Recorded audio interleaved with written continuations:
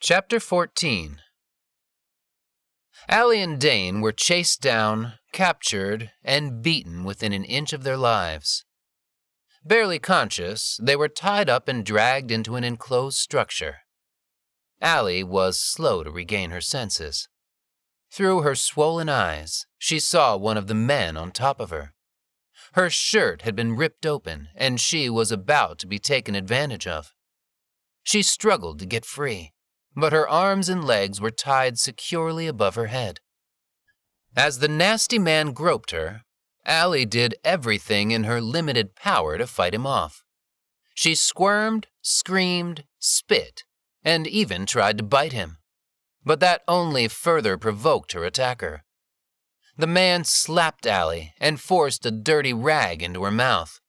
She spit it out immediately, which set him off. He grabbed her by the throat and began to choke her. He seemed to take pleasure in watching her struggle. The champion spirit in her burned hot. With every ounce of fight left in her, she was determined not to give up. Just when all hope seemed lost, she heard an all too familiar sound of a skull being hit with a blunt object. The man's eyes rolled into the back of his head, moments before collapsing on top of her. Standing behind him was a battered and bloody Dane, limping and holding a thick metal pipe. "Dane!" Allie rejoiced. "How did you get free?" Dane reached in his back pocket and held up a small knife. Adorning a blood-soaked smile, he held it out proudly and said, "I had this stashed in my sock." Not wanting to waste any time, Dane freed Allie from the ties that bound her and helped her to her feet. "Are you okay?" he asked. "Seriously?" "Well, all things considered." "I usually get paid after getting beat up," Allie said. "I usually get paid after being groped." "Was that a joke?" Allie asked. "Yes, a terrible one. I'm sorry." Allie didn't respond. Instead, she put her hand on his shoulder and said, "Dane, thank you. Seriously, you saved my life." "Twice," Dane said with a wink. "Shut up," she shot back. "Look, we're still not out of the woods just yet. We need to figure out how to get out of here. How are you feeling? Anything broken?"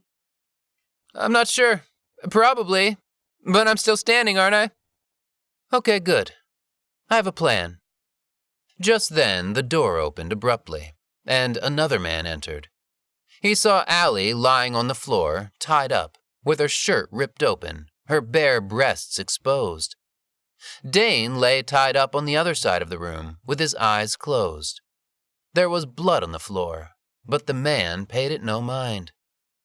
Looking at both of them, the man turned his attention back on Allie and undid his belt. The trap had been set, and the man took the bait. He crouched down and began to remove Allie's pants. That's when the cold steel pipe slammed into the side of his face. The dense thud of smashed flesh was a little unnerving, but given the situation, was highly satisfying. Allie sprang back to her feet and removed the man's belt completely. "What are you doing?" Dane whispered. "Let's make sure he's dead," she said. She flipped the man over and wrapped the belt around his neck. With her knee pressed firmly into the man's spine, she cranked as hard as she could. The man's head lifted off the ground and turned purple. Veins protruded from his neck and forehead as she held the choke, gritting her teeth with a rage and disdain unlike anything Dane had seen from her before. "Okay, you got him. That's enough," Dane said. "I have no sympathy for these less-than-human scumbags." "Yeah, me neither, but there's still two of them left. What do you want to do? Same plan as these guys?" "No. Now it's 2-on-2. Let's hunt them down like the animals they are." "Cool. But you might want to fix your shirt. Your, things are hanging out." Allie looked down at her breasts and covered herself. Don't worry, I didn't look. I mean, not for that long. Nice abs, by the way. With a trusty metal pipe in his hand, Dane walked confidently behind Allie. He was happy to follow her lead. Allie had a 2-foot-long chain, which she had bundled up. They searched room by room in the old facility until they came across a large open space with a table in the middle. 2 men sat at the table, drinking beer and playing cards. Surprise, surprise, Allie said, entering the room. You 2 may want to check on your rapist/cannibalistic friends. I don't think they're feeling too good. Both men stood up and grabbed their weapons. One had a baseball bat and the other had a machete.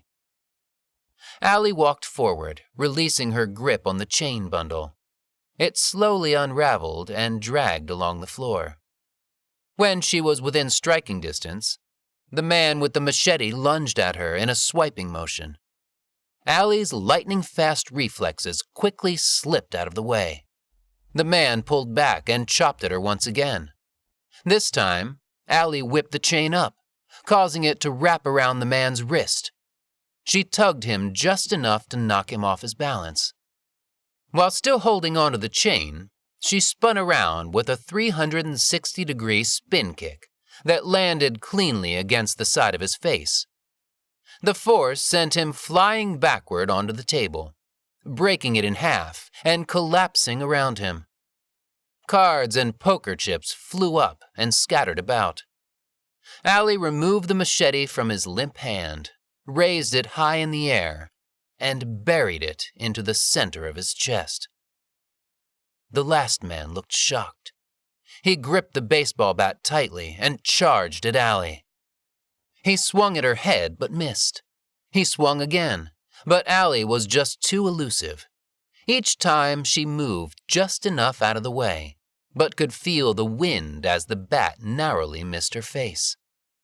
Too slow, she said confidently.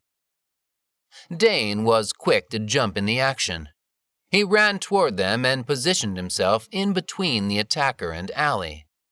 The man swung at Dane, but the bat was met with a steel pipe.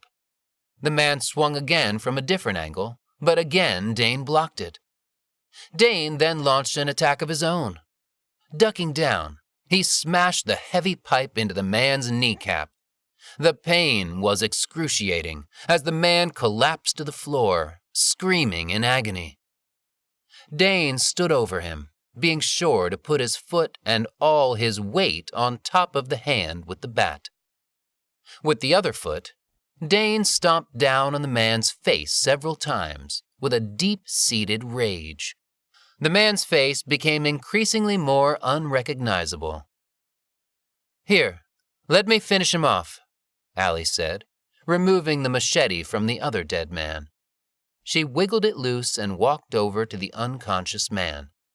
With no remorse, she chopped at the man's throat, opening up a large gash. Geez, couldn't you have just strangled him like the last guy? What do you mean? I pulled this machete from the last guy's chest. No, the guy before him. Never mind. As their heart rates returned to normal, the pain and swelling increased.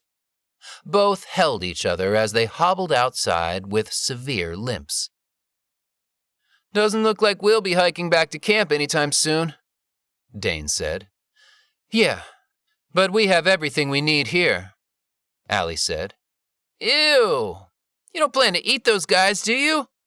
What? No, of course not. I'm assuming they have food other than human flesh here. Why else would they live in the middle of nowhere? Allie said. Once outside, they looked out at the setting sun. It would soon disappear over the horizon, and they would be shrouded in darkness. I don't suppose you know how to make a fire? Allie asked. Dane reached into his pocket, pulled out a lighter, and said, As a matter of fact, I do.